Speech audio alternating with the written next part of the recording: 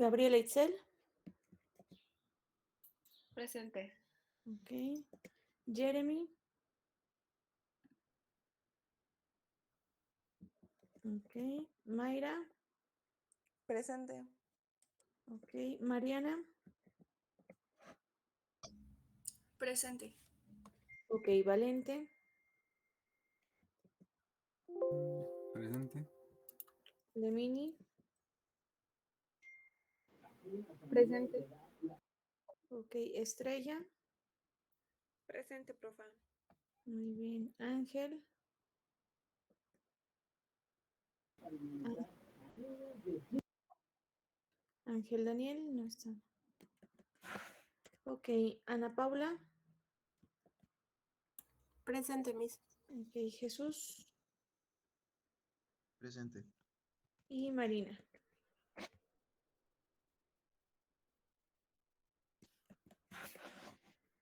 Ok, sigamos entonces con nuestra sesión. Recuérdame, por favor, en qué parte de la práctica nos quedamos. A ver, alguien levantó la mano por ahí. Vania, dime, Vania. ¿Eres nueva? Hola, Miss. Sí, apenas entré a su clase el martes, parece, o el lunes, ya no recuerdo bien, pero apenas ingresé a la universidad, entonces tengo dudas sobre su materia, sobre cómo ponerme al corriente. Pásame tu nombre completo. Sí, es Vania Por apellidos, ajá. Sánchez Potrero. Sánchez Potrero Vania. Ok, Vania. Necesitas apoyarte con uno de tus compañeros porque hasta ahorita vamos un concepto y la mayoría son prácticas. ¿Eso qué quiere decir? Que tienes que ver cómo son las prácticas tus compañeros y en función de esas prácticas ponerte al corriente en todo lo que te hace falta, ¿ok? Tendrías como una semana para ponerte al Sí, corriente. Hoy estamos a viernes, hasta el próximo, de este lunes al otro, ya revisaríamos tu portafolio completo que ya hayas ajá, realizado todas tus prácticas. ok. ¿En qué voy a hacer mi portafolio? Se realiza en Canva, en una aplicación o en alguna aplicación que tú conozcas o que manejes muy prácticamente. Y ahí vas haciendo todas tus referencias de las prácticas y vas subiendo imágenes y así. Sí, Miss, ¿Sale? gracias. Ok, muy bien. La clase pasada nos quedamos en el tema del TEDx, ¿cierto?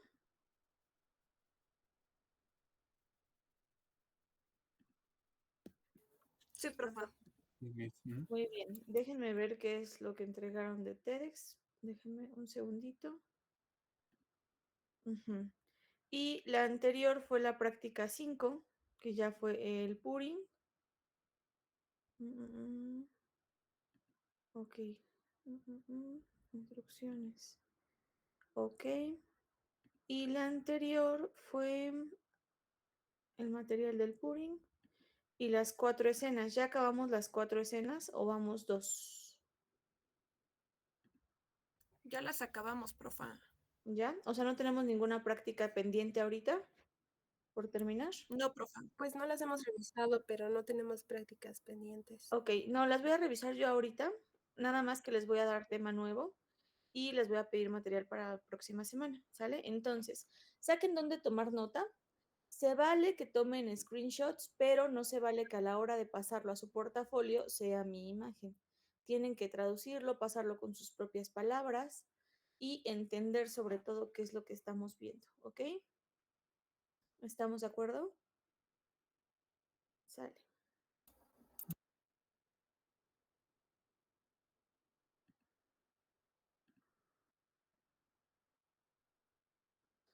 Aún no les pido el material de la próxima semana, ¿verdad? ¿Tampoco? Ok, perfecto.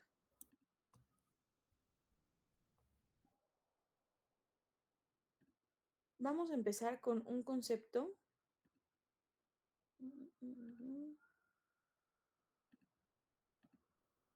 Me comentan cuando vean mi pantalla. Sí, ya se ve. Perfecto. ¿Se ve en pantalla completa? Con audio, por favor, porque no los veo. Sí, sí se ve. Ok. Sí, Miss. Vamos a empezar con la composición, ¿sale? La composición es un concepto que se aplica de manera general. Sin embargo, ahorita le vamos a llamar composición arquitectónica porque los ejemplos que les voy a enseñar son arquitectónicos. Sin embargo, aplica para cualquier conceptualización, ¿ok? La composición de un espacio arquitectónico es adecuar distintos elementos dentro de un espacio, combinándolos de tal forma que todos ellos sean capaces de poder aportar un significado a los usuarios. Es decir, que todo en conjunto funcione de una manera que transmita un mensaje general, ¿ok? Una disposición de los elementos para crear un todo satisfactorio que presente un equilibrio, un peso y una colocación perfecta. Es decir, que funcione en armonía unas cosas con otras para que si cada una de las partes funciona, el total también funcione, ¿ok? El arquitecto debe tener siempre presente que en cada elemento de la composición, en función de la urbanización, dimensión y protagonismo que les asignemos, experimentará varias variaciones de significado. Por tanto, es importante la posición que se da a cada uno de los objetos y encontrar el equilibrio formal de todos ellos. ¿A qué se refiere esto? Si yo, por ejemplo, tengo un recibidor con una mesita y dos sillitas, ¿cuál sería la parte más importante de ese recibidor? ¿Para qué sirve? ¿Qué cumple su función principalmente? Los escucho. Pues que la gente se siente en él. Claro, los que voy a recibir. Entonces, digamos que la parte más importante serían las sillas, ¿no? No la mesa. Ahora, voy a pasar esos mismos elementos, los voy a mover hacia un comedor y voy a poner un comedor con 6 sillas y una mesa. ¿Cuál es la parte más importante? La mesa. Donde voy a colocar los alimentos, ¿no? Entonces, ahí si se fijan, al cambiarlo de contexto y meterlo con otras funciones, el elemento prioritario cambia al ser en este caso, la mesa, ¿sale? Así de sencilla es la composición. El darle a cada cosa el significado que requiere y que ese significado nos ayude a entender cuál es el propósito que tiene en el espacio que lo estamos viendo, ¿sale? ¿Se entiende hasta aquí? Sí. Sí, profa. Sí, Miss, sí. Ahora, para poder realizar la composición tenemos varios elementos que hacen que algo funcione o signifique de alguna forma. Por ejemplo, la intencionalidad simbólica, que es el vínculo entre su significante y su denotado, es decir, lo que realmente es y para lo que fue hecho y lo que queremos que represente para alguien. Si la propuesta de Libenski pone en el proyecto, que es el proyecto que están viendo ahí a la derecha, de resumen la expresión el vacío y la ausencia, la cual es la consecuencia de la desaparición de muchos ciudadanos judíos berlineses desaparecidos durante el Holocausto. La sensación de vacío es que la parte del proyecto entre líneas es el lema de este mismo proyecto. Este es el Museo Judío de Berlín. Este museo representa la época del Holocausto. Entonces, lo que hace el arquitecto es componer un elemento arquitectónico y traza ese como zigzag desde arriba, que lo están viendo desde arriba, porque es la ruta que siguieron los judíos para huir. Y ya que ustedes ven la fachada en la parte de abajo, el vacío de los judíos que ya no están lo marca con esos espacios vacíos en cada una de las fachadas. Eso es intencionalidad simbólica. Todo lo que él coloca para que los demás sintamos la situación del holocausto. ¿Me expliqué? Sí, profa. Perfecto. Pues entonces. Después viene historicidad o contemporaneidad. Esto quiere decir que un aspecto se detiene en la época de tiempo que está representando y es testigo fiel de lo que pasó en ese momento. Actualmente, ustedes no pueden, bueno, sí se puede, pero les saldría carísimo construir un edificio como, por ejemplo, nuestro Palacio Municipal, porque este es testigo de cada una de las épocas en las que fue construido. La parte de adentro fue construida en una época y la parte de afuera fue construida en otra época. De ahí la diferencia de las piedras, de la colocación, del estilo, de los remates, de las crujías. Todo es diferente porque representa o es testigo de una época en específico. Ahora, actualmente lo que está de moda o en tendencia es el cristal. Entonces, está contemporáneo o está en contemporaneidad, que ahorita todo lo que tú diseñes sea con acristalado o en su mayoría. Entonces, eso es lo que representa la historicidad o la contemporaneidad, que cada uno es testigo del momento histórico en el que está. El edificio de estilo arquitectónico de Isabelina representa que es renacentista de Inglaterra, con influencias del neoclásico y el renacimiento italiano. Fue iniciado en 1887 y terminado en 1906, o sea, pasaron alrededor de 20 años para que fuera terminado, según el proyecto del arquitecto inglés Charles T. S. Hall. O sea, este edificio es testigo de 20 años de la historia de las diferentes edificaciones en Puebla. ¿Sale? ¿Tienen dudas? No, profe. Sí. Muy bien. Integración al contexto o descontextualización. Esto es básicamente que nosotros como arquitectos o diseñadores logremos integrar un elemento dentro de la composición, integrándolo al concepto del contexto o desintegrándolo completamente a él. Es decir, que rompa completamente o que mantenga como el concepto. En las casitas que ven a la izquierda abajo, si se fijan, todas las casitas tienen más o menos el mismo estilo, porque la idea es que no rompa para nada con el contexto. Eso sería integración al contexto, que todo el elemento arquitectónico está relacionado directamente con lo que tiene en su contexto. Ahora, no así en la imagen que ven a la derecha, que es un paseo que se puso en la plazuela de Segovia, en España, donde, si se fijan, todas las construcciones de alrededor son de los siglos XVII y XVIII, y la construcción que acabamos de ver ahorita es de 2000 y algo para acá. Entonces, rompe completamente con el estilo arquitectónico y los conceptos de diseño que tiene alrededor y genera una descontextualización completa que hace que se rompa todo el concepto del diseño. Y en el diseño que tenemos arriba, en la construcción que tiene como pastito arriba, intenta integrarse al contexto porque está dentro de una montaña, sin embargo lo rompe porque pues es una construcción contra la naturaleza, pero es como un intento de pertenecer o de integrarse al contexto que tenemos alrededor, ¿sale? ¿Dudas hasta aquí? No, Mix. No, profe. Gracias. Seguimos entonces. De ahí viene la unidad.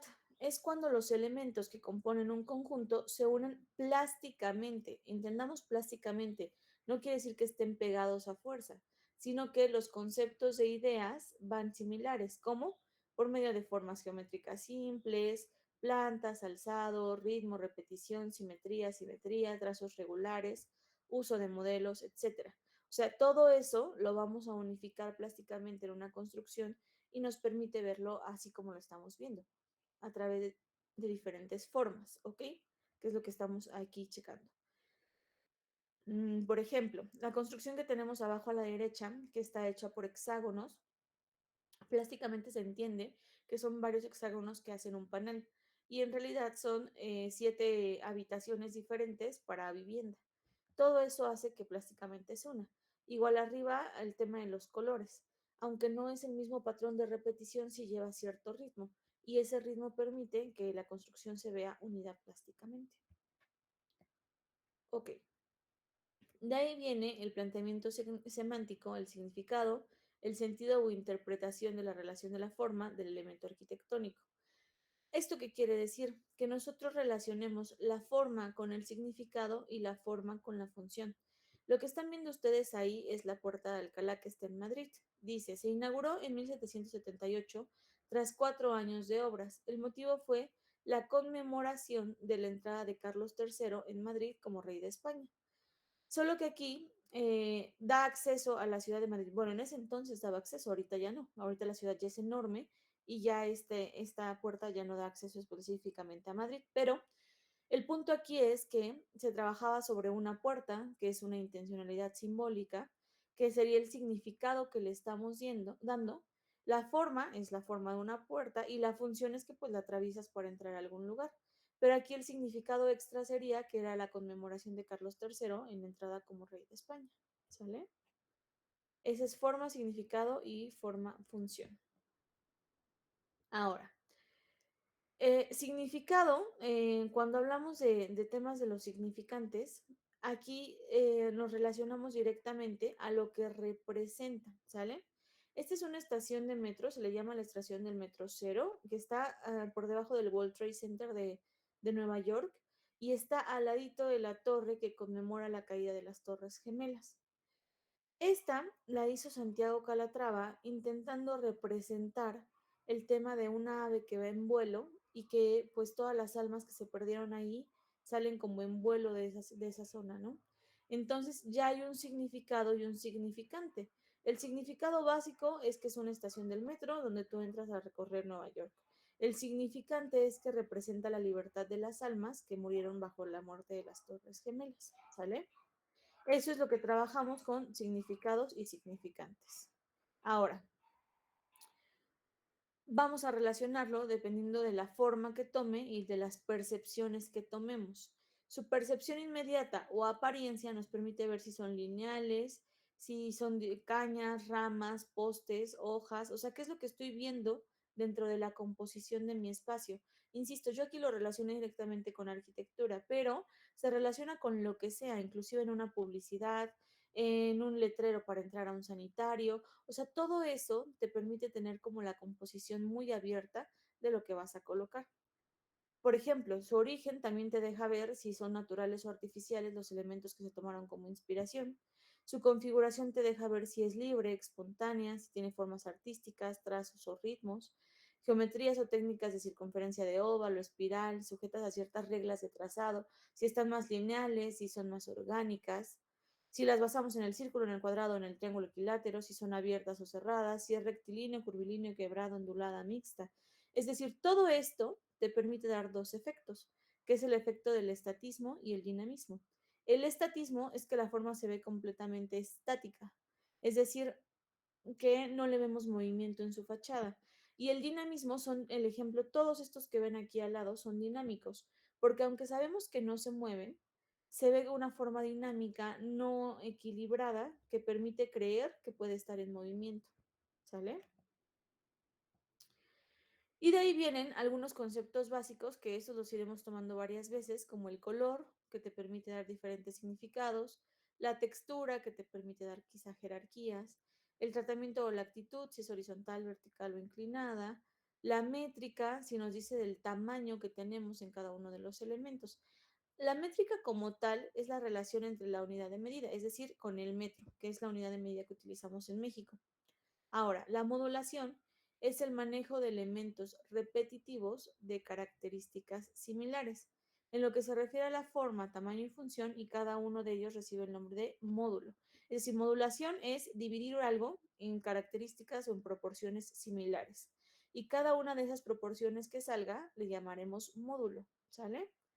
Y las dimensiones, que es distancia entre dos puntos, largo, ancho, profundidad, alto, diámetro, superficie, volumen, etcétera. O sea, todo lo que nosotros vamos a medir o poder meterle una dimensión en cada uno de los espacios.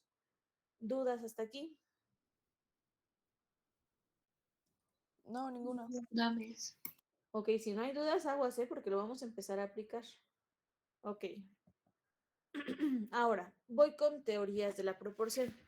Voy a dejarlos, antes de que pase este tema, voy a dejarlos que bajen tantito sus dudas, porque me interesa que no se queden con ninguna duda de lo anterior. Denle una ojeada a todo lo que acabamos de ver, o anotar, o screenshot, todo lo que hayan hecho, y revisamos dudas. Les doy 3 minutos, por favor.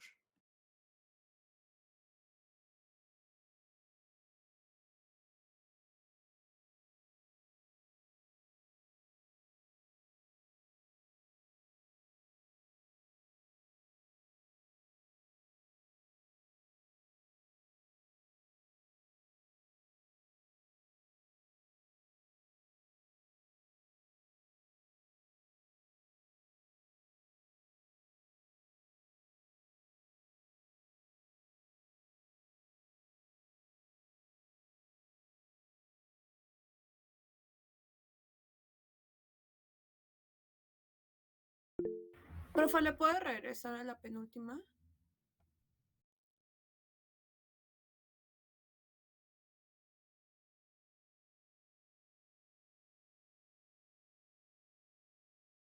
Esa es la penúltima.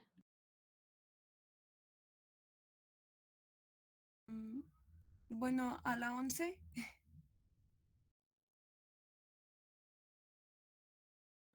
¿Cuál es? Dime el tema para que la busque.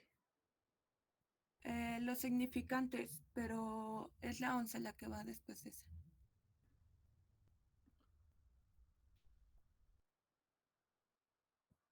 Listo. Gracias.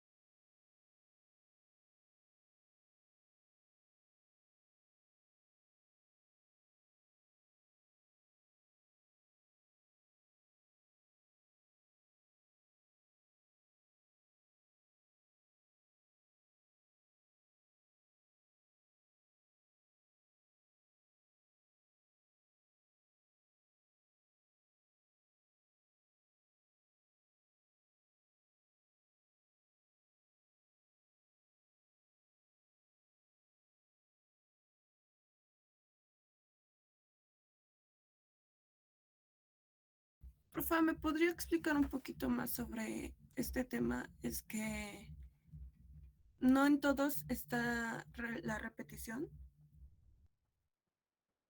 Sí, ahorita te lo explico. Dame un segundito y les explico a todos. Por eso que todos junten sus dudas y ya les explico a todos, ¿va? Sí, profa, gracias. Miss, igual otra duda. Nos damos, espérense, denos 3 minutos que todos junten sus dudas y ahorita yo les pregunto todas las dudas, ¿vale? Ok, vale, sí. Para que no confundamos.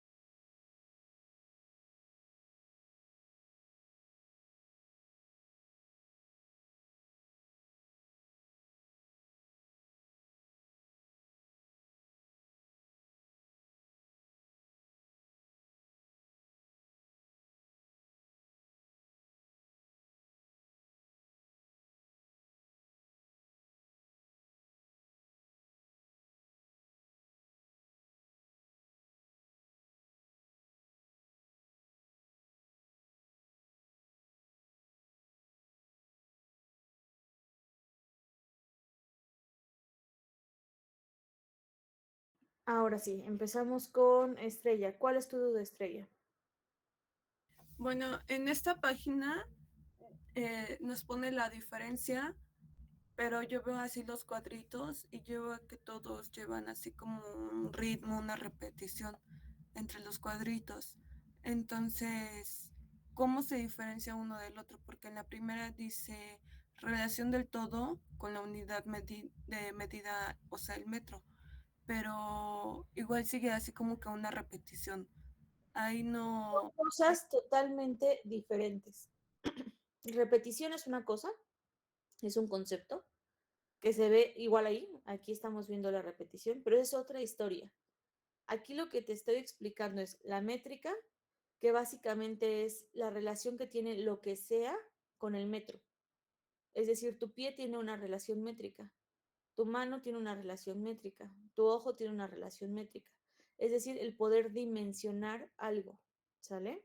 Ahora, modulación es cuando tú un elemento base lo modulas, es decir, lo segregas, lo divides, lo tabulas, lo generas módulos.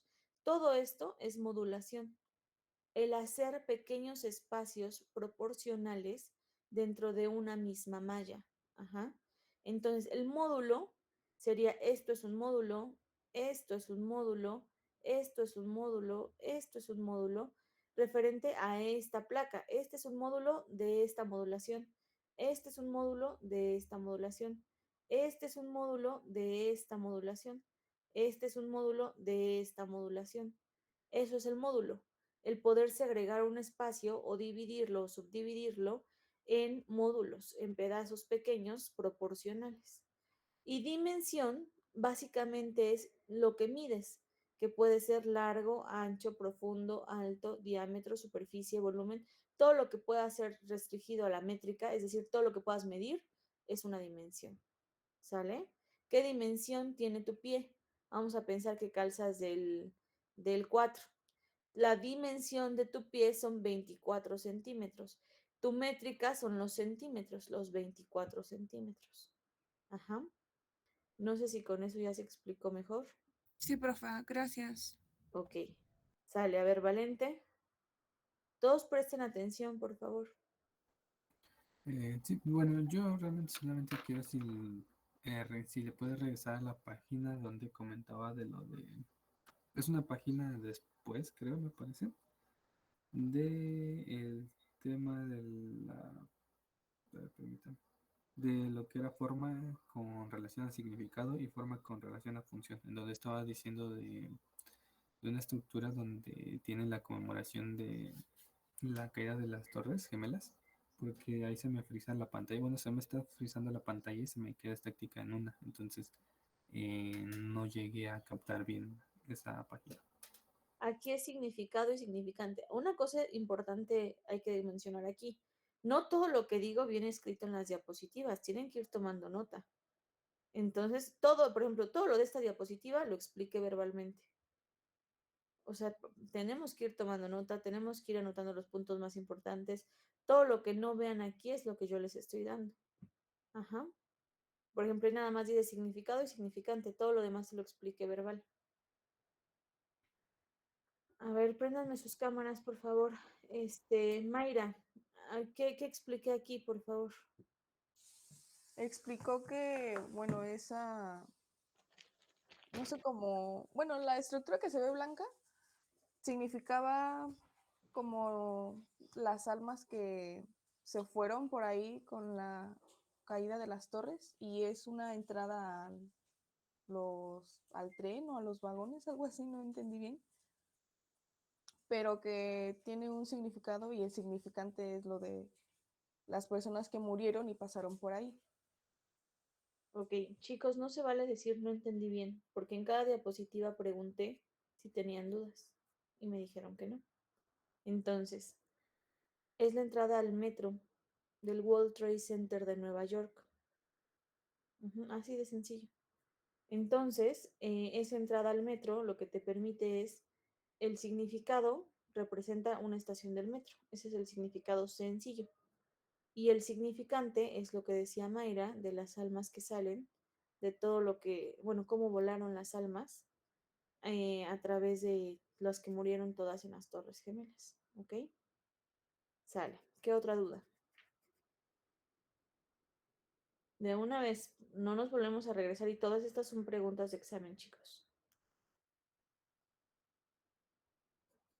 ¿Podría volver a explicar el tema que sigue después de la intencionalidad simbólica? ¿Cuál es? Tiene que ver algo con la historia. Es el que está antes de la decontextualización y después de la intencionalidad simbólica. Historicidad y contemporaneidad. No, tomen nota, chicos. Ok, aquí ya lo expliqué, que son testigos de cada una de las épocas de la historia. Entonces, historicidad es que representa, o contemporaneidad, es que representa esa época de la que estamos hablando, en la que estamos específicamente en cada uno de los elementos. Ajá. Entonces, historicidad representa la época histórica en la que fue diseñado, trabajado o hecho algún elemento arquitectónico. Por ejemplo, una publicidad de los años 50 para nada se parece a una publicidad de los años actuales. Antes existían más movimientos, menos movimientos feministas, antes las mujeres se dedicaban a su casa, antes las mujeres hacían los labores del hogar y lo mejor que podían hacer era atender al marido. Entonces, esa época de la publicidad representa la época histórica de ese momento. Si ustedes actualmente hicieran una publicidad así, pues todo el mundo se les echaría encima. Lo mismo aplica para la arquitectura, para el diseño y para todo. Representan épocas de historia específica, ya sea más contemporáneo, es decir, más para acá, o historicidad en general, todo el periodo histórico de cualquier época. Ambas significan lo mismo. ¿Sale?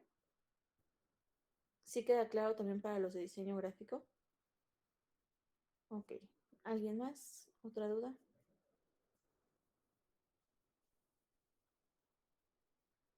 ¿No?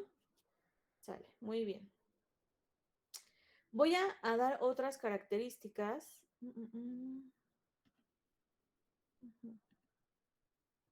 Ok. Anoten, por favor, primer trabajo de este tema. Colocar 5 ejemplos de cada uno de los temas vistos. Obviamente van a poner su portafolio, van a poner el concepto. No se vale que se repitan los ejemplos con los que yo les di, ni entre ustedes. Y van a poner sus 5 ejemplos. Hay infinidad de ejemplos. Cada uno relacionado con su profesión. Lo pueden relacionar al interior, lo pueden relacionar al diseño gráfico, como ustedes quieran, ¿sale? Cada uno relacionado a su profesión. 5 ejemplos de cada uno de los conceptos vistos acá. En total, vimos hasta ahorita, por ejemplo, cuenta por 2, 3, 4, 5, 6 y 7, estatismo y dinamismo, 8, 9, 10, 11, 12 y 13. Son 13 conceptos, los van a poner 5 ejemplos de cada uno. ¿Ok? ¿Dudas hasta aquí? ¿No? Ahora sí ya seguimos con el siguiente tema. No, yo sí tengo duda, no entendí bien lo que dijo. ¿5 ejemplos por cada hoja o 5 ejemplos, ¿qué? por cada hoja o...? Por cada concepto, de los conceptos que vimos. 5 ejemplos de cada concepto. Ok. Sale. ¿Alguien más? Ok, les doy otros minutitos para que por favor generen dudas.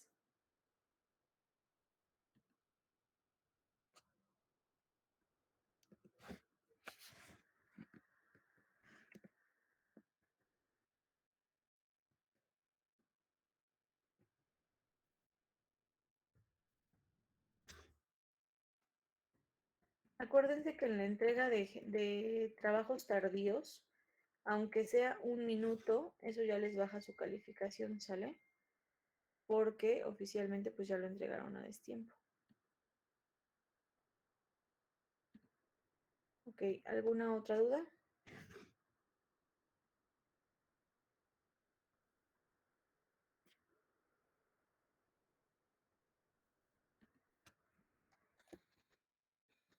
Sale. Entonces nos seguimos adelante. Título, teorías de la proporción. Vamos con el siguiente. A partir de aquí ya, ahorita estos conceptos teóricos, yo creo que no les vuelvo a dar teoría. Quiero avanzar hoy la teoría para que la próxima semana sean prácticas, ¿vale?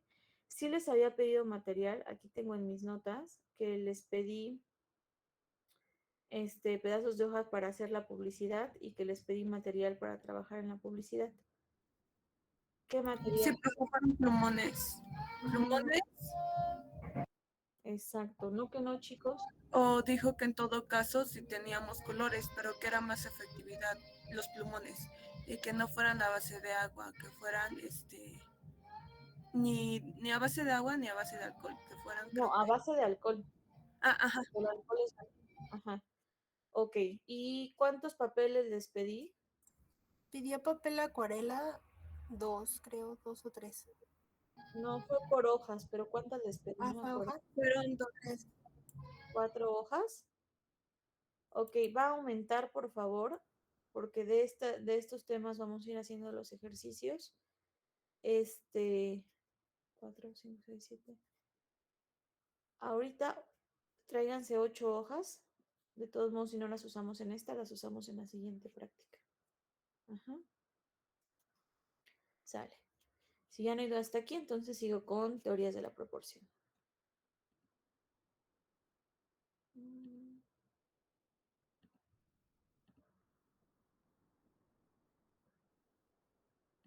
Ok. Ahora vamos con la proporción. Recuerden que no los veo. Si tienen dudas, me interrumpen. En cada diapositiva prefiero a que no se vayan con dudas. Ok. Para poder hablar de la proporción, tenemos que entender el concepto base y de ese concepto base trabajar el resto de los elementos. ¿Sale? En este caso,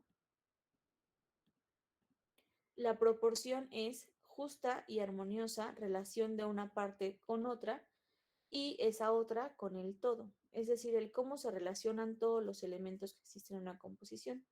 Esta relación puede ser de magnitud, cantidad, etc. Y para que exista una proporción, existe algo que se llaman teorías de la proporción. Las teorías de la proporción nos permiten ver cómo fue evolucionando el concepto de la proporción en diferentes elementos y cómo es que esta evolución nos permitió generar a nosotros una conceptualización que utilizamos actualmente en la profesión. Para las teorías de la proporción tenemos 7 teorías diferentes. Sección áurea, órdenes arquitectónicos, la escala, teorías renacentistas, el módulo, el Kent y las proporciones antropomórficas o antropométricas. ¿Sale? Vamos a ver esas 7. La sección áurea se puede definir geométricamente como un segmento rectilíneo dividido de manera que la parte menor es la parte mayor como a la parte mayor es al total. Los griegos descubrieron su importante cometido en una proporción del cuerpo humano al creer que el hombre y los templos debían de permanecer a un orden universal más elevado en la misma estructura de los templos que se ponían en manifiesto estas proporciones.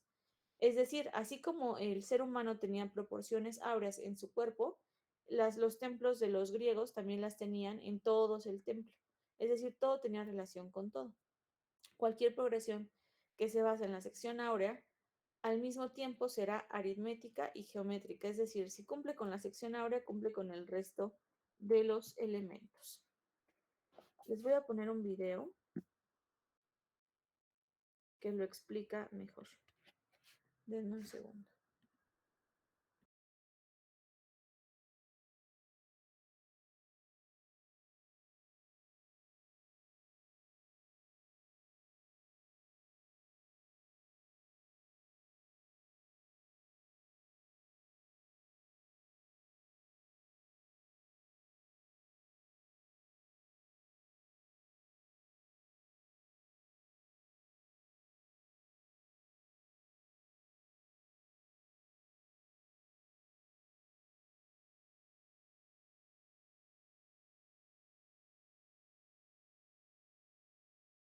Si no lo llegaran a escuchar, me dicen, por favor.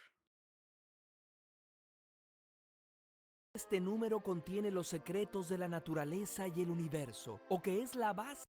Se dice que este número contiene los secretos de la naturaleza y el universo, o que es la base de la geometría sagrada. La verdad, ¿es mágica la proporción áurea? Toma un trozo de cuerda, Córtalo en 2 segmentos de diferente tamaño. Lo puedes hacer en cualquier lugar, pero si lo cortas en cierto punto específico, puedes hacer que la relación entre el pedazo más pequeño y el más grande sea la misma que entre el tramo más grande y la longitud del trozo original. Es decir, el primer trozo es más o menos 1.62 veces más largo que el segmento mayor y este a su vez es 1.62 veces más largo que el pedacito más chico. De hecho, la proporción exacta nadie la sabe aún. Se aproxima a 1.61, 80, 33, 98, 87, 5 y un infinito número de decimales, lo que lo convierte en un número irracional, igual que pi.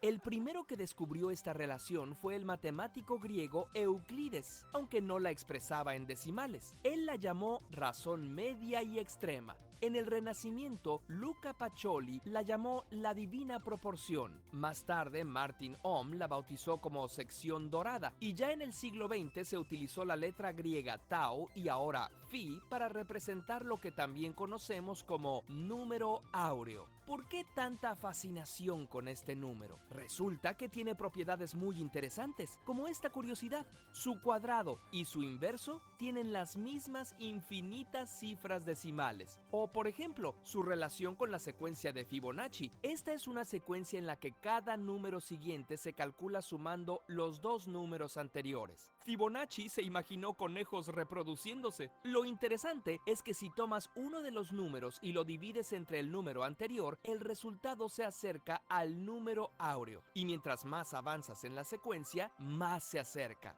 Otro ejemplo, si trazas un rectángulo siguiendo la proporción dorada, llamado rectángulo áureo, y dentro de él dibujas un cuadrado usando el lado menor del rectángulo, la figura que resulta también es un rectángulo áureo que a su vez puedes volver a dividir creando otro rectángulo y otro y otro y otro hasta el infinito. La longitud de cada cuadrado resulta ser un número de la secuencia de Fibonacci y al unir los vértices mediante arcos generas una bonita espiral logarítmica. ¿Has dibujado una de esas estrellas que se pueden trazar sin separar el lápiz del papel? Se llaman pentagramas. Fíjate que la relación de las longitudes de cada segmento sigue la proporción áurea. Además, el pentágono que se crea en el centro sirve para dibujar otra estrella que a su vez tiene otro pentágono y así sucesivamente. ¡Maravilloso! Por eso en la antigüedad el pentagrama se ha usado en prácticas mágicas y misteriosas. En el libro La Divina Proporción que Luca Pacioli creó con ilustraciones de Leonardo da Vinci, el autor estaba tan fascinado con este número que afirmó que era divino.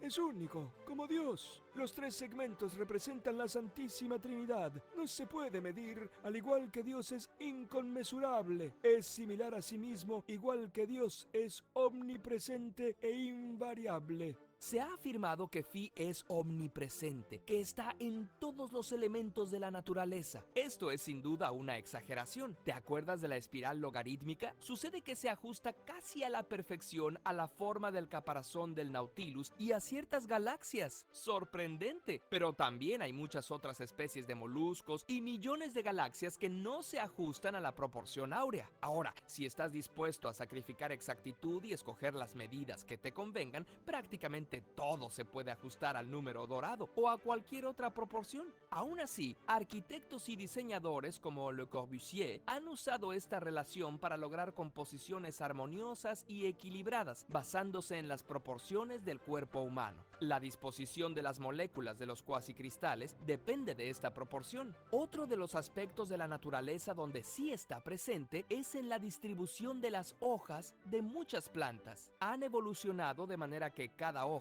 crece a una distancia de la otra determinada por la sección áurea, de modo que puedan aprovechar al máximo la luz del sol. Una distribución similar ocurre en las semillas de girasol, los pinos y las alcachofas. Curiosamente, ¿ya te suscribiste a nuestro canal? Entonces da clic en la campanita para recibir notificaciones cuando subamos nuevos videos. Yo les recomiendo esa página porque tiene cosas muy interesantes que a veces pensaríamos que no nos sirven, pero sí.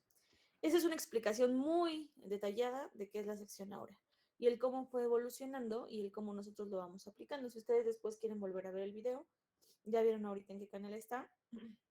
Y tienen como varios datos que les pueden ser útiles. Ahora, sigo yo con las teorías de la proporción para que vayan entendiendo por qué empezó a salir todo esto. ¿Sale? Ok, luego. No les enciendo mi cámara porque estoy un poquito delicada de salud, pero por eso, porque no me gusta hablar nada más con el micrófono. Ok, vamos con la siguiente. Tenemos también los órdenes arquitectónicos. Lo que les voy a dar yo ahorita es cómo fueron evolucionando estas proporciones hasta generar pues lo que hoy en día tenemos y el cómo lo vamos sacando nosotros, ¿no? Los órdenes arquitectónicos para los griegos y los romanos de la antigüedad clásica eran la proporción entre sus elementos. Representaban la expresión perfecta entre la belleza y la armonía. La unidad básica de dimensiones era el diámetro de la columna. A partir de este módulo se deducía las dimensiones del fuste, que es la parte de arriba, el capitel, que es lo de hasta arriba, de la base, del entablamento y en definitiva de todos los detalles de las columnas se definían a través de estas medidas base. El espacio de separación entre las columnas, llamado intercolumnio, se basaba también en el diámetro de las mismas. Sus micrófonos, chicos. Es decir, cada uno podía checar cómo iba a dividirse o cómo iban a generarse los templos a través de una dimensión básica que se traducía al resto de las dimensiones. Después viene la escala, que la escala también la seguimos utilizando actualmente, pero fue parte de cómo fue evolucionando. En un cuerpo puede cambiar si cambian sus proporciones, esto quiere decir que su tamaño cambia, pero las proporciones o las relaciones internas que hay entre la figura no se modifican. Escala 1 a 1 es cuando hablamos de algo en tamaño real, ¿no? Por ejemplo, aquí 2 por 2. Escala 2 es a 1 es que cada 2 centímetros va a representar una unidad de nuestra base. Por eso es que 2 es a 1. Siguen siendo 2 centímetros porque está a escala 2 a 1. ¿Me explico? Y escala 1 es a 2 es que va a ir a la mitad de este. Entonces, por consiguiente, siguen siendo 2 centímetros, pero está a escala 1 es a 2. ¿Sale? ¿Dudas hasta aquí? Ok. Ahora, las teorías renacentistas. Aquí vienen 3 teorías del renacimiento del conocimiento, que es el hombre de Vitruvio, a través de las medidas de Vitruvio, los estudios antropomórficos, es decir, ver cuánto mide todo, anatómicamente cuánto estamos midiendo, y la secuencia de Fibonacci, que ya vieron que sale de la sección áurea, pero como que va evolucionando. Los arquitectos del Renacimiento creyeron que sus edificios debían pertenecer a un orden más elevado. Volvieron al sistema matemático griego de la proporcionalidad. Los arquitectos renacentistas creyeron que la arquitectura era de las matemáticas traducidas en unidades espaciales, con la aplicación de la teoría pitagórica, de los medianos, las razones entre los tiempos, las escalas musicales, es decir, basándose en todos esos elementos para generar una sola medida. Estos arquitectos elaboraron una progresión ininterrumpida de razones base a las proporciones arquitectónicas. Esta serie de progresión se manifestaba en dimensiones que habitaban una fachada, las proporciones de las interrelacionadas, y se percibía como una secuencia espacial de total de sus partes. Es decir, esta traducción de números o consecuencia de estos otros dos elementos, lo que permitieron es ir generando una relación entre todo lo que diseñaban y todo lo que hacían. Y de esta forma iban generando ese movimiento que les permitía ir relacionando aspectos para poder hacer una forma armónica y que todo tuviera proporcionalidad, porque salía del mismo elemento, por consiguiente en automático era proporcional, ¿sale? Después viene el módulor. El módulor es como la unión de todos los demás elementos que permite interrelacionar estos. Le Corbusier, o el cuervo en español, desarrolló un sistema de proporcionalidad al que llamó el módulo, para ordenar las dimensiones de aquello que contiene con lo contenido. Él se refería a aquello que contiene con la arquitectura y lo contenido, pues obviamente con los seres humanos y la relación entre ellos. Aguas con sus micrófonos, chicos, por favor. ¿Quién tiene su micrófono encendido, chicos? Gracias. Por consiguiente, asentó un medio de medición que le llamó el módulor. En las matemáticas, las dimensiones estéticas de la sección áurea y la serie de Fibonacci y las proporciones del cuerpo humano, las dimensiones funcionalistas. Es decir, él juntó todas las teorías que ya venían desde antes y las unió en una sola, ¿ok? Para Le Corbusier, el módulo no era una simple serie numérica provista de una armonía intrínseca, sino era un sistema de medidas que podía gobernar sobre las longitudes, la superficie, los volúmenes y mantener la escala humana en todas partes. Podía presentarse la identificación de combinaciones garantizando la unidad de la diversidad y el milagro de los números. Es decir, si él unía estas tres cosas, lo que hacía es que se permitía generar una sola medida donde nunca iba a fallar la proporción, porque estaba relacionado el ser humano, estaba relacionado la sección áurea o la sección divina y estaba relacionado el número de Fibonacci que matemáticamente daba las proporciones. ¿Sale? ¿Hasta aquí vamos bien? Chicos, ¿dudas? ¿No? Ok. Seguimos. Después del módulo viene la proporción que es el Kent. Aquí en Occidente no se utiliza mucho, pero en Oriente sí. El Kent es la medida que se utilizaba en Japón durante la Edad Media e implementó como base para dimensionar todos los espacios que tenía. Al principio solo se utilizaba para designar separaciones entre dos columnas y no tenía una dimensión muy fija. Sin embargo, conforme fue evolucionando y se fue utilizando más, pasó a ser una medida absoluta y se utilizó como el elemento estético base para estructura, materiales, espacio, arquitectura japonesa, etc. O sea, este nos daba la medida de todo. A través del Kent podías dimensionar todo lo que necesitaras. Con la trama modular, el Kent se instauró en dos métodos de diseño. El método Inakama, que es la trama en Kent, en 6 saku. Saku son los cuadritos que ven ustedes arriba, determinando la separación entre los ejes y las columnas. En una vivienda típica japonesa, la trama Kent rige la estructura y la secuencia aditiva de los espacios, es decir, para poder hacer un espacio más grande, simplemente iban adicionando elementos como el Kent, ¿sale? Y de manera totalmente libre y agrupadas para poder ir haciendo los espacios con mayor dimensión, ¿ok? Y por último, son las proporciones antropomórficas o antropométricas, que básicamente es todo el sistema de medida basada en el cuerpo humano. ¿Han visto un libro que se llama Neufert? ¿Lo han visto se los han pedido algún profesor o algo así? ¿No? Bueno, lo van a No. buscar, por favor. Busquen el Neufert. Se escribe Neufert, pero como es alemán, se dice Neufert. ¿Sale? La versión de ahorita es una versión rosa, la anterior es la azul. Está en internet, en PDF. Ese decimos que es la Biblia de los que nos dedicamos al diseño, porque ahí vienen todas las medidas ya recompiladas, ¿no? De todos los elementos que están compilatorios que te van a servir para diseñar, ¿vale? Ok, segunda tarea, buscar su Neufert.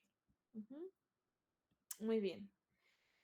En sistemas antropomórficos, la proporcionalidad se basa en las dimensiones y las proporciones del cuerpo humano. Se proclama una teoría de formas de espacios arquitectónicos, son contenedores y prolongaciones del cuerpo humano. Por tanto, deben estar determinadas por las dimensiones del cuerpo humano. Esa es la que nosotros usamos actualmente. Las dimensiones de las proporciones del cuerpo humano influyen en la proporción de los objetos que manejamos en la altura, la distancia, dónde vamos a situar los objetos, cómo los interrelacionamos, cómo los vamos a alcanzar, etc. O sea, para eso nos sirve ver como todas las medidas, dónde sentarnos, dónde trabajar, cómo comer, dónde estar.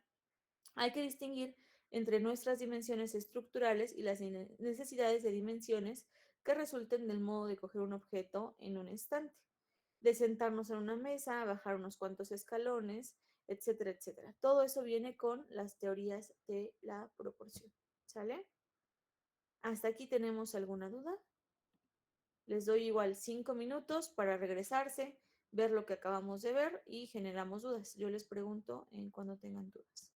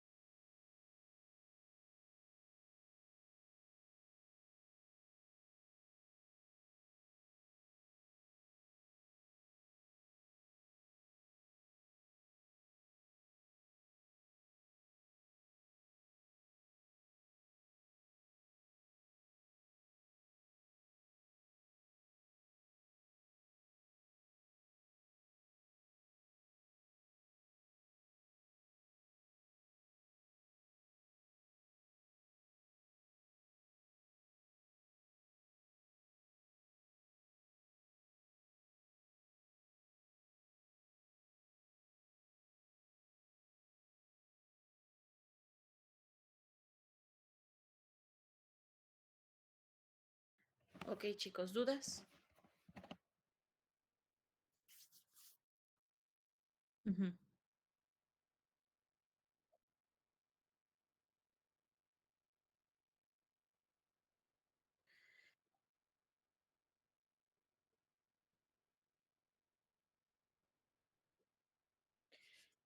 Tiene algo que ver porque empezaron o sea, las tres teorías del Renacimiento son estas.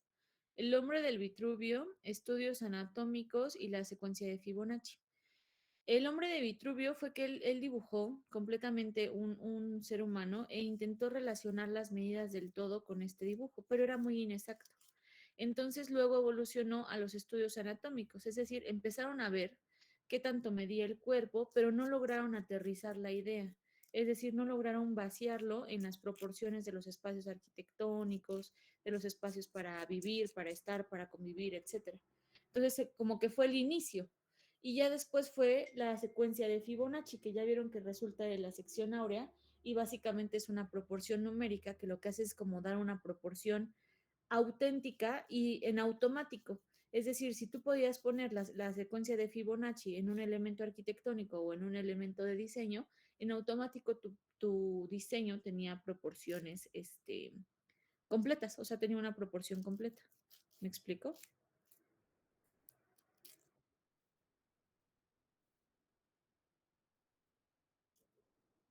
De todos. Acuérdense que todo lo que hubo en el Renacimiento, todo lo que hubo, todo, no hay excepción de nada, sentó las bases de la ciencia que tenemos ahorita.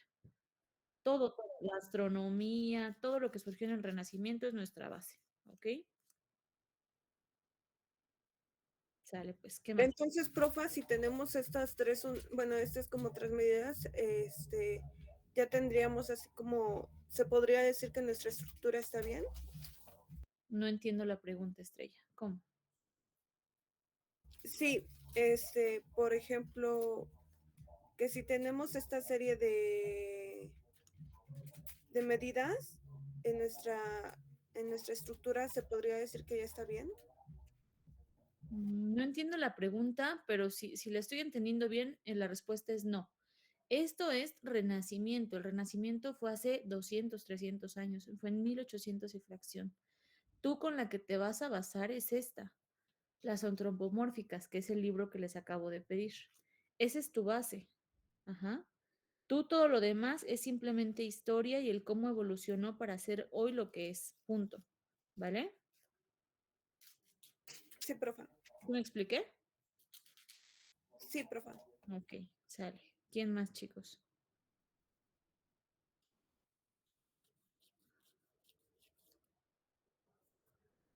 ¿Listo? Una duda nada más rápida. Dime, dime. Entonces sería que en la anterior página donde le explicó a Jeremy de los conceptos anteriores de los tres que eran antes de que saliera todo lo que era bueno, antes de que se diera a conocer bien la sección áurea y lo que serían las proporciones antropométricas, el segundo que había dicho, que es los estudios anatómicos, es de la proporción que sacaban de una persona, pero que no eran como tal ciertos o exactos. Eso era lo que eran Correcto, o sea, lo simplemente anatómico, ¿no? sentaron las bases, pero no te dan la... Ahora, hay otra cosa importante. Aquí viene en orden, chicos, o sea, no se brinquen una cosa. Lo primero fue la sección áurea y esta sentó las bases para todo. Después fueron los órdenes arquitectónicos. Después fue el tema de la escala, que esa todavía se mantiene. Después fue las teorías renacentistas. Después fue el módulo, después el Kent y ahorita estamos con las medidas antropométricas o antropomórficas. Ajá. O sea, es en ese orden. No quiere decir que ahorita, actualmente, la sección ahora la usamos para diseñar, pero no la utilizamos para medir. Ajá. ¿Me explico? Entonces nada más sería que utilizamos los recientes, lo que serían las proporciones antropométricas y la seccionaria para diseñar, no para medir ya. Exacto. Se utiliza para diseñar, o sea, un diseño lo puedes basar en la sección áurea, en el movimiento que tiene el animal este que te mencionaban en el video, el Noupolus, pero no sirve para medir. Para medir es en esas épocas. Ahorita ya hay otros métodos de medida más eficaces, que es métricos, que es como el que estamos viendo ahorita de las medidas antropomórficas. Ajá. Ok, vale, sí, ya quedó claro, mis gracias. Sale, pues. Miss, ¿Alguna duda? Ajá. ¿le podría poner en la diapositiva de órdenes arquitectónicas, por favor? Ujú. ¿Tienes dudas? Sí. Ujú.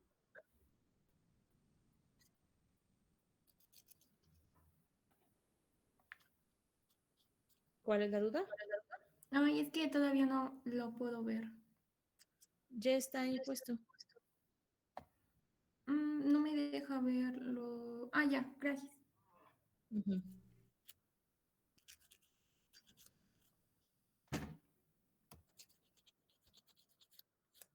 ¿Cuál es tu duda, Dania? Mm,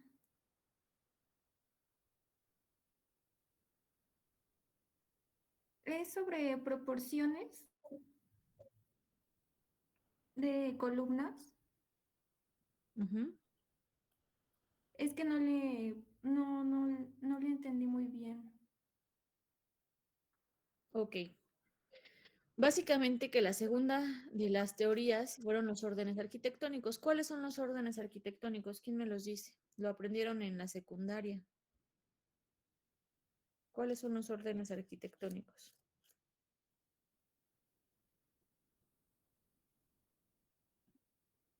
Yo solo me sé 3: dórico, jónico y corintio. Correcto, solo hay 3. O sea, nos vamos a basar en esos 3. Muy bien. Correcto. Los órdenes arquitectónicos, que es dórico, jónico y corintio, son los elementos que dieron las bases para las medidas en esa época. ¿Qué es lo que se hacía? Se checaba la proporción de sus elementos a través de la medida básica de su diámetro. Y esta nos daba las medidas. Esto nos daba las medidas del resto de los elementos. Les decía que con un diámetro podrían checar ustedes el intercolumnio y el intercolumnio es cada uno de los espacios entre las columnas. Y podían checar también, les voy a compartir la imagen, todas las proporciones de la columna. Es decir, a través de ese diámetro tú ya podías medir cómo es que estaba el abanico, cuánto medía en las antillas, cuánto medía el collarín, cuánto medía la estría, el estribo, el intercolumnio, la cornisa, todo el friso. O sea, esa medida de diámetro te daba el resto de las medidas de la composición arquitectónica. Esa era la base que se tomaba en consideración en esa época. Ajá. Lo de los órdenes se supone que desde prepa lo manejan, ¿eh? Sale, ¿qué más?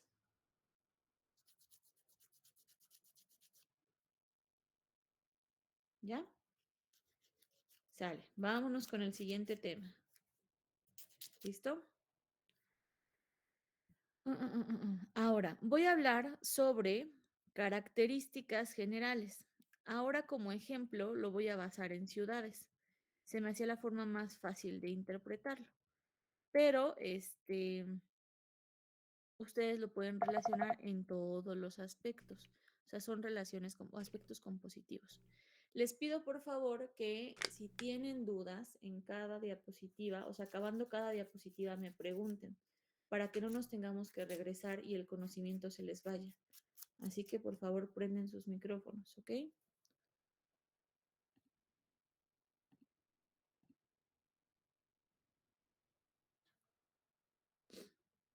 Todo por audio porque no los voy a ver, por favor. Ya se ve. Gracias. Ok. Ahora vamos con aspectos compositivos. Les decía, los basé en ciudad con la finalidad de que sean más entendibles, pero aplican para todos los elementos de nuestras profesiones. El orden es el primer aspecto. No se refiere tan solo a la regularidad geométrica. También es aquella condición en que cada una de las partes del conjunto está correctamente dispuesta en relación a los temas o elementos o al propósito final que queramos lograr. La carencia de orden puede determinar monotonía o diversidad sin orden o caos. Cuéntenme cuál es el orden que tiene que tener un comedor. O sea, el mueble de comedor. ¿Quién me dice?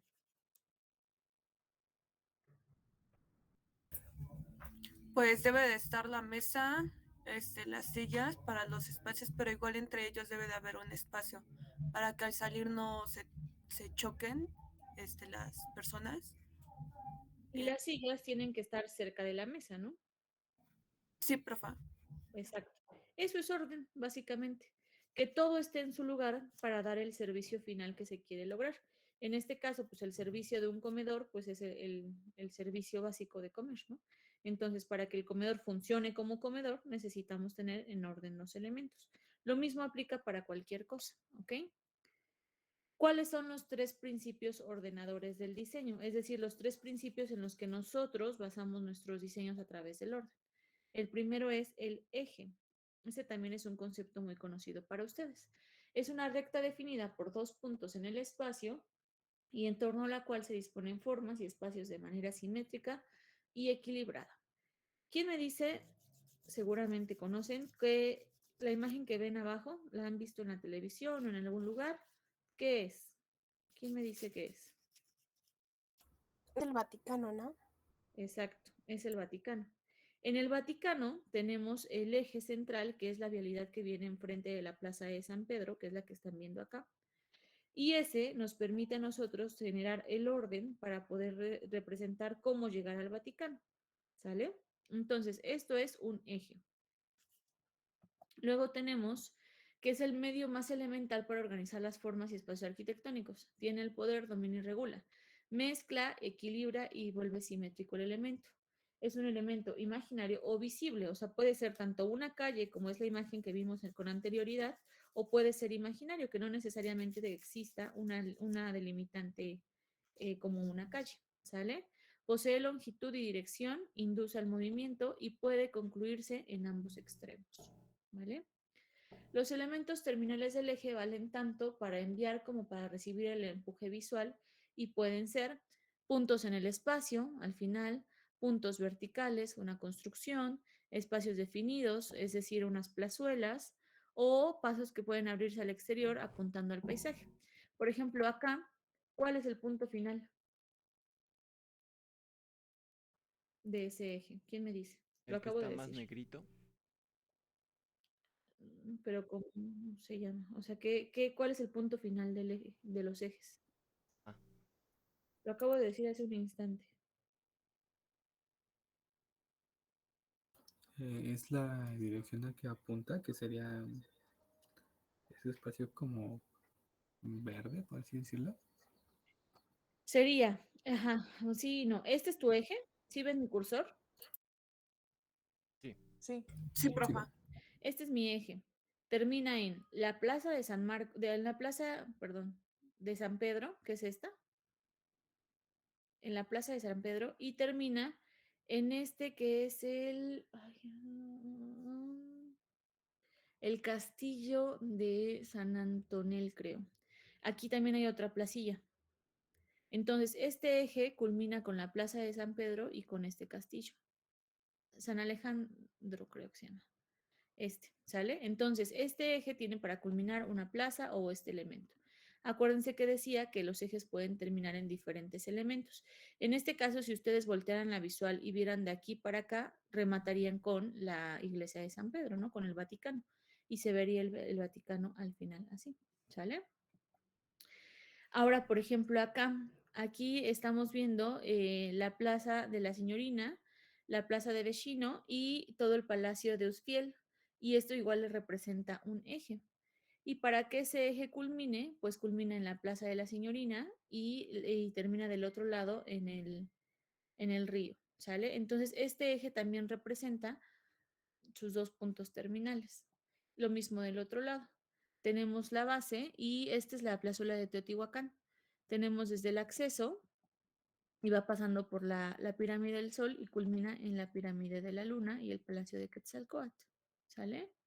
Todos son ejes que nos permiten como ir regulando los elementos arquitectónicos que tenemos.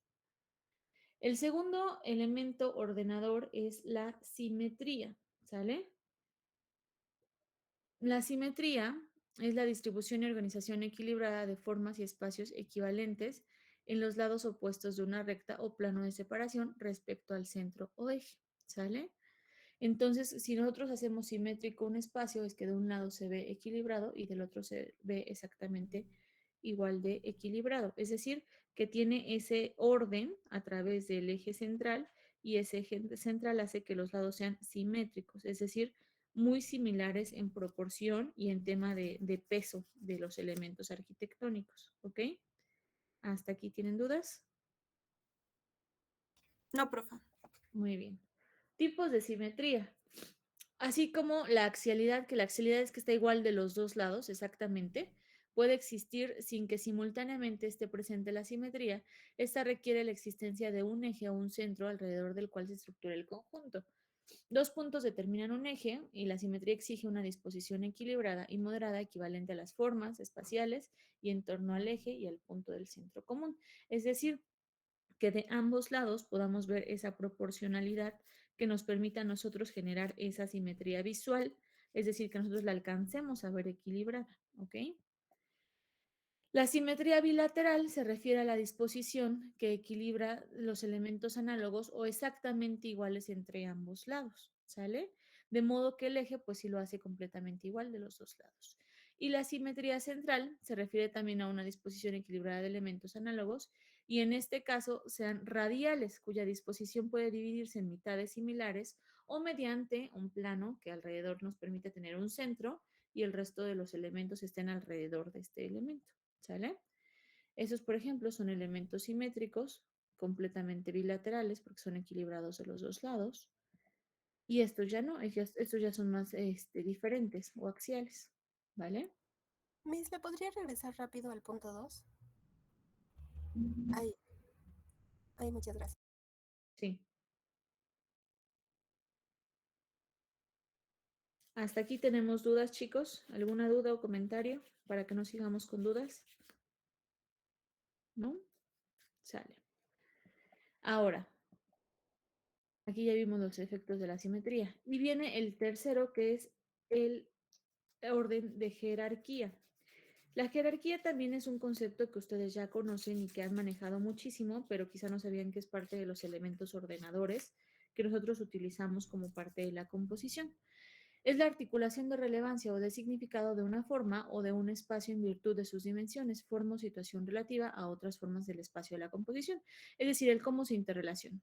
Este, por ejemplo, es el área comercial de Madrid, donde tiene las dos torres base, que les llaman torres gemelas, y al centro tenemos esa otra torre que marca mayor jerarquía, es decir, donde hay elementos que son más representativos o más importantes y están enmarcados por las otras dos torres.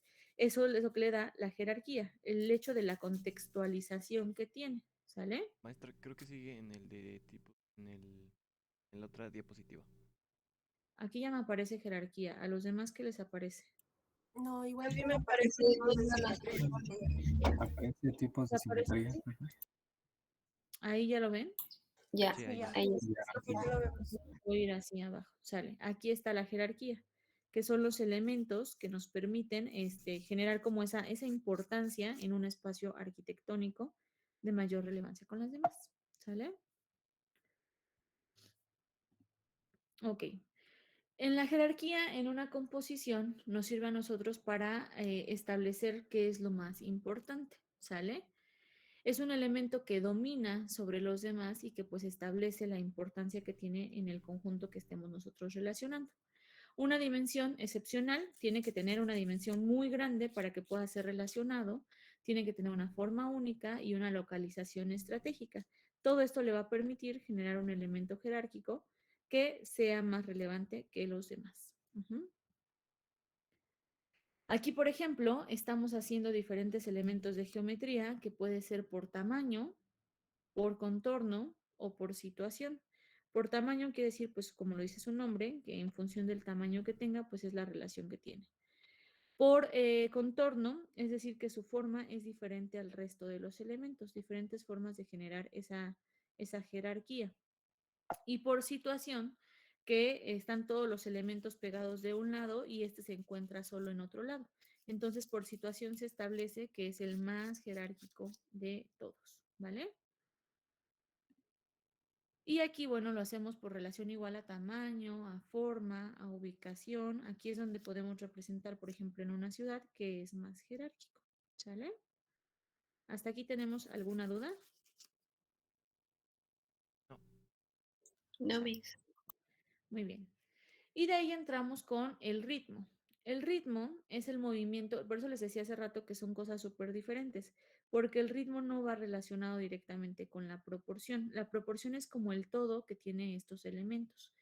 Pero en este caso, el ritmo puede o no tener esa proporción, aunque se intenta que en una composición correcta todo tenga ritmo y proporción, ¿sale? Es un movimiento unificador que se caracteriza por la repetición o alteración demodulada de los elementos o motivos formales que tengan una configuración idéntica o diversa. Les digo que todas estas características aplican a todas las bellas artes y a todas las personas que diseñamos, porque si se fijan, el ritmo está presente en la música, en la arquitectura, en el diseño gráfico, está presente en todo. Yo ahorita lo estoy representando como pienso que sería la forma más fácil de entenderlo. Pero si ustedes se van a la música, pues la música también tiene cierto ritmo. Si ustedes se van al diseño gráfico, también el diseño gráfico lleva cierto ritmo y así sucesivamente. Aquí, por ejemplo, en este juego de columnas, se establecen columnas diferentes que lo que permiten es generar un ritmo por tamaños, pero por colores van estableciendo las diferentes texturas que van marcando cada uno de los elementos de esa época. Es un poco más complicado entender el ritmo ante tantas variaciones, pero también se establece como ritmo por la separación del intercolumnio, el tamaño de ellas, las texturas, etc. Ahora, el ritmo hace referencia a todo el movimiento. Necesito ponérselos. Me dicen si se ven en pantalla grande, por favor. Ya se ve. Sí, se ve. ¿Sí? Ok. El ritmo hace referencia a todo movimiento que se caracteriza por la recurrencia modulada de los elementos con motivos de intervalos regulares o irregulares. El movimiento puede ser de nuestros ojos al seguir los elementos recurrentes y la composición o nuestro cuerpo cuando progresamos en una secuencia espacial.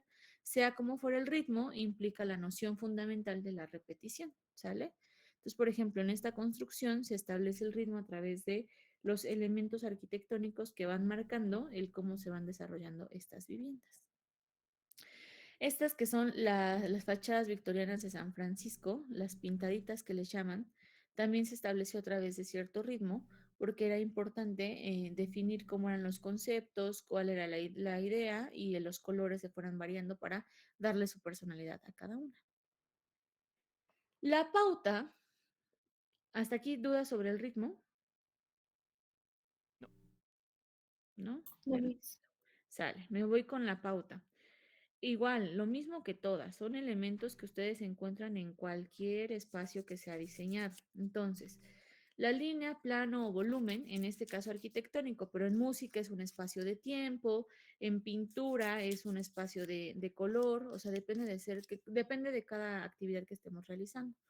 Por su continuidad y regularidad sirve para unir, acumular u organizar un modelo de formas y espacio. Por ejemplo, en las edificaciones que tenemos ahí abajito, si ustedes se dan cuenta, la pauta es ese elemento que une esas dos edificaciones. Y lo que nos permite es que generes como un elemento de diseño en ese espacio y pues llame la atención contra el resto de los diseños. ¿Sale? Y de ahí ya viene conceptos básicos como son la línea, que ante una organización pues realmente referencia lo que va a segregar o a dividir tus elementos arquitectónicos. El plano, que es la base en la que tú vas a construir o diseñar a través de que puede ser un plano vertical, puede ser un plano horizontal, puede ser un plano imaginario, puede ser una ventana, puede ser un muro, puede ser un techo. O sea, el plano puede ser muchísimas cosas, dependiendo qué es lo que estés diseñando. Y el plano, por ejemplo, en el ejercicio que vamos a hacer la próxima clase, va a ser referenciado al punto en donde vas a estar diseñando. Entonces, el plano puede ser todo aquello que te permite un espacio de diseño. Y el volumen, bueno, el plano tiene dos dimensiones, eso es importante mencionar. Solo nos vamos a ir con largo y ancho, no tiene esa tercera dimensión que es la volumetría. Ya cuando pasamos a la volumetría sí ya tiene un espacio que es un poco un contenedor y que te permite generar todos esos elementos que van relacionados con espacios de habitabilidad, con espacios donde puede estar el ser humano, donde tú puedes diseñar, o donde tú puedes realizar diferentes actividades de diseño, ¿sale? Y bueno, esos son ejemplos de la pauta. Una calle en una traza urbana puede llamarse pauta, que son todos los elementos que tienes como segregados. Y hasta ahí voy bien. ¿Dudas hasta aquí? Chicos, No, Miss. No, ¿no? maestra. O sea, esto no, les voy a dar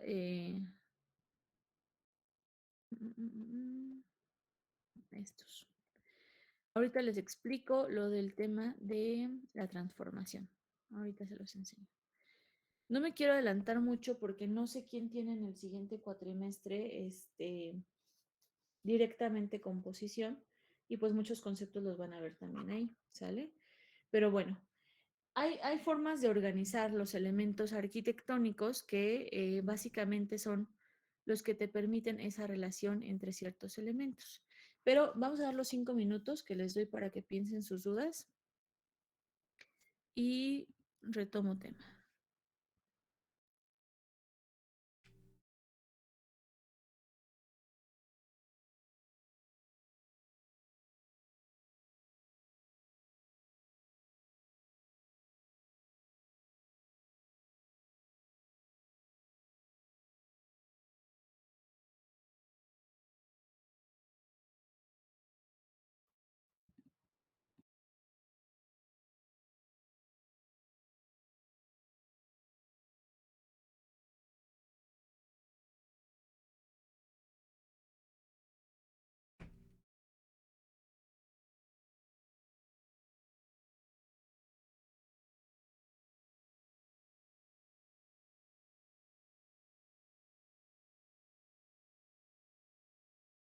Maestra, ¿Sí? es que me dijo Ángel que parece ser que no tiene, bueno, que tiene problemas con el internet, porque no la deja entrar a la clase. O sea, le aparece como cargando y no entra. Que se ponga al corriente, por favor. Sí.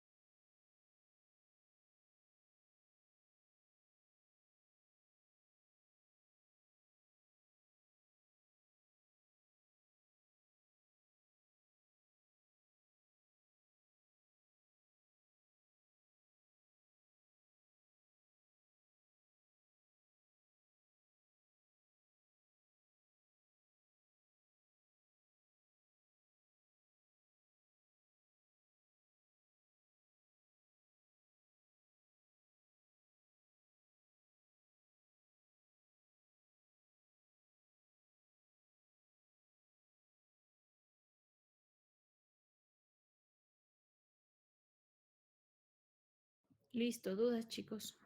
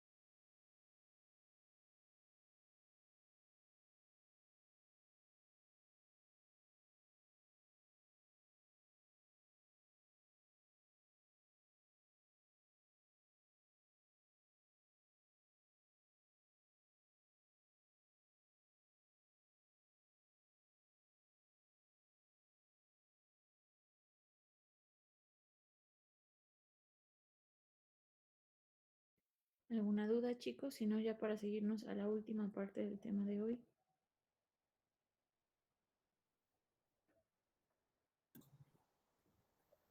Perfecto. Miss, yo sí, De mi bueno, solo para como que confirmar, la pauta es la que siempre va a unir a a espacios, a formas y espacios. No, la pauta es como un hueco, ya sea de diseño, un hueco de tiempo, un hueco de dibujo, un hueco de pintura. Puede ser que ese hueco te sirva para unir, pero eso ya depende del diseño que tú vayas realizando. Ajá, Ah, ok, gracias. sí. ¿Alguien más?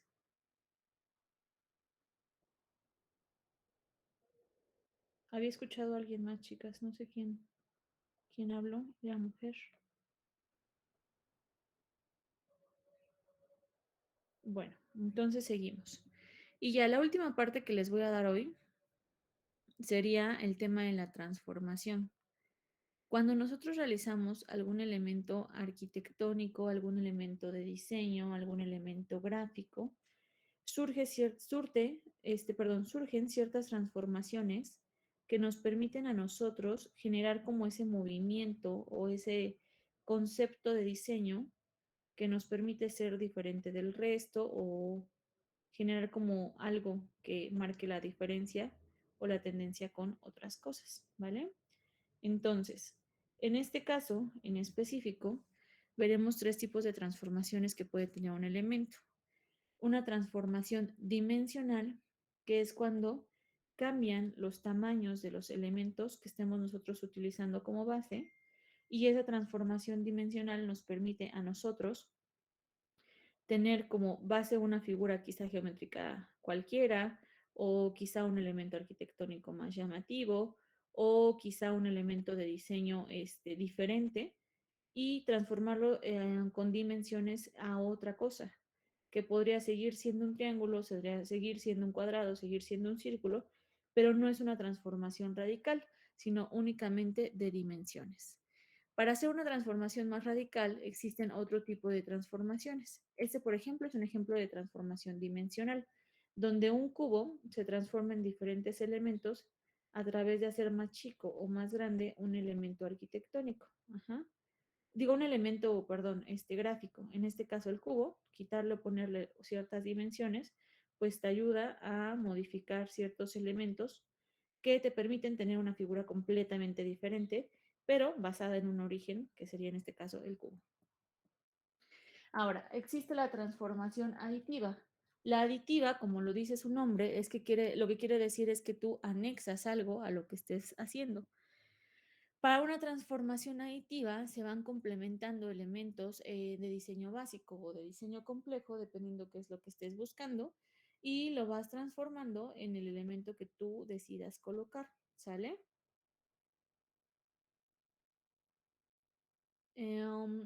Esta transformación aditiva te permite hacer estas modificaciones y generar nuevos elementos arquitectónicos o de diseño. Y dentro de esta aditiva existen varias formas de adicionar. Por ejemplo, la tensión espacial, que es colocar elementos arquitectónicos muy juntitos, pero que esos elementos arquitectónicos te permitan estar muy cerca, pero sin tocarse. Eso es una tensión espacial. Contacto arista con arista, ustedes saben que la arista es la parte lineal de las caras, la que está como en línea recta que une dos caras, y eso sería arista con arista, cuando tú juntas dos elementos de arista.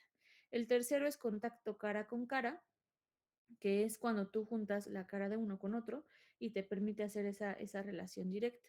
Y el último son volúmenes maclados, que quiere decir que tú ya interrelacionas o fusionas estas formas para poder hacer esa transformación. ¿Sale? No vamos a ver. Bueno, sí.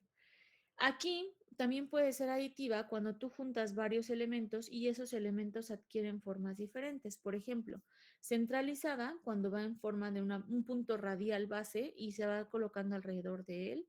Lineales cuando va uno detrás del otro. Esto no importa si son lineales curvos o lineales rectos, simplemente que vaya uno detrás del otro ya los hace lineales. Agrupadas, que no hay alguna forma o estructura base, sino que simplemente están muy cerca. Formas radiales que parten de un centro y se dividen, pero en proporción exacta a los ángulos y en formas de trama, que van divididas como en una sección rectangular que va permitiendo colocar estos elementos. ¿Vale? Y la sustractiva, que básicamente es la contraria a la aditiva, es decir, vas quitando elementos que te permiten a ti ir generando estas separaciones y ahora sí transformas la forma completamente. Es decir, quitas elementos y ya se pierde la forma original. Entonces, al quitar o al sustraer elementos, nos permite a nosotros ir generando formas diferentes que van dando ese movimiento. Este ejercicio es, ¿cuándo creen ustedes, quién me quiere contestar, que el cuadrado se convierte en dos rectángulos?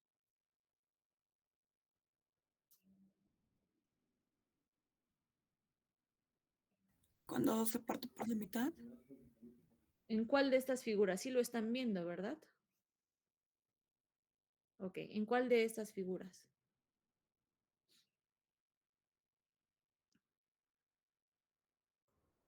La siguiente. Ok, aquí entra un concepto de que todo es muy subjetivo. Yo digo que desde la primera, ¿no? Hay unos que dicen que en la segunda, otros en la tercera. Esto es muy subjetivo, pero esto es a lo que va este ejercicio. Cuando tú transformas un elemento de manera sustractiva, es decir, le quitas, ya se puede transformar en cualquier otra cosa, ¿vale? Y con esto cierro la clase de hoy. Hoy sí les metí muchísima información, pero para mí es importante tener esta información base para las siguientes prácticas. ¿Dudas de los tres tipos de transformaciones?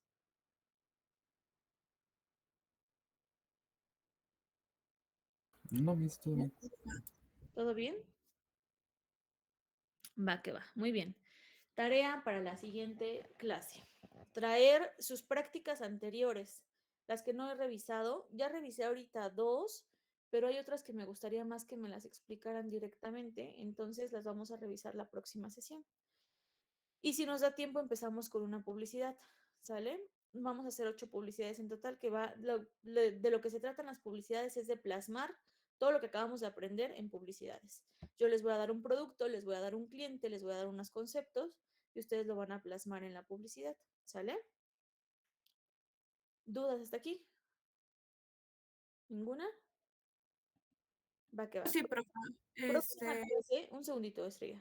Próxima clase deben de traer todos las prácticas que no les he revisado para revisarlas y tienen que traer también su material por si nos da tiempo de hacer práctica y todo lo que vimos hoy tiene que venir ya en su portafolio, junto con los 5 ejemplos de los primeros conceptos que vimos, ¿sale? Los últimos no llevan ejemplos, nada más son los primeros 13 que vimos, esos sí llevan 5 ejemplos de cada uno. Todo esto ya en su portafolio. Les voy a abrir una actividad que se llame Avance de Portafolio y ahí es donde lo tienen que traer. Ahora sí, Estrella, dime. Era eso, profe. Ah, ok, perfecto. Y es en donde dice, en donde va a poner la actividad, podría poner los temas por si, o sea, obviamente ya los tenemos, digamos, anotados, pero por si nos falta uno o alguna cosa así, no vaya a ser. No, ahí ya es ¿No? tema de Ah, ustedes, bueno, no porque tienen que está haber bien. prestado atención, ¿vale? O sea, voy a pensar que me prestaron atención en todo lo que dije, que van a valorar el tiempo que invertí haciéndole sus presentaciones y que tomaron en cuenta todos los temas. Lo que sí pueden hacer es entre ustedes cotejar, eso no tengo problema. O sea, si tú crees que te falta un tema u otro tema, sin problema lo puedes cotejar con tus compañeros y no pasa nada, ¿vale? Ah, bueno, gracias. Si gustan, podrían hacer como un listado y entre ustedes ir platicando qué le podrían agregar o qué le podrían quitar. ¿Sale? ¿Qué otra duda?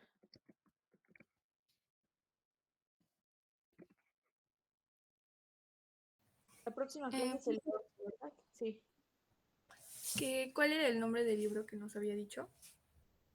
Se pronuncia Neufert, se escribe Neufert.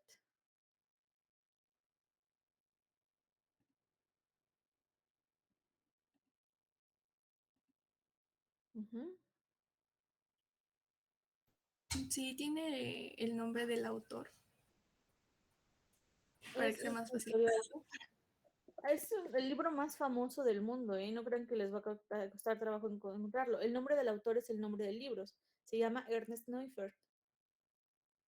Ajá.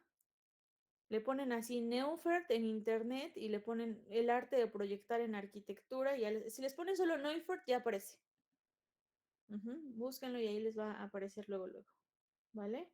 El editor, el autor es Ernest Neufert, que es en que se basa, y el segundo nombre del libro, si lo quieren llamar así, es el arte de proyectar en arquitectura.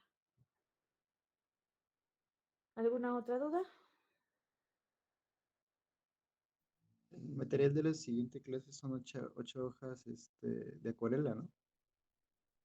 ¿Y su material para pintar? ¿Me son acuarelables o son normales? Porque Como la que ustedes se... quieran, con lo que ustedes se amolden para trabajar. No les pedí como una base, les dije que era como súper libre, pero la hoja que corresponda al material que ustedes quieren aplicar, ¿vale? Ah, ok, gracias.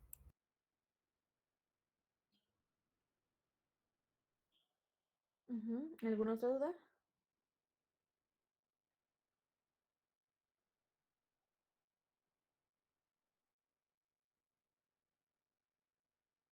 Chicos, ¿dudas?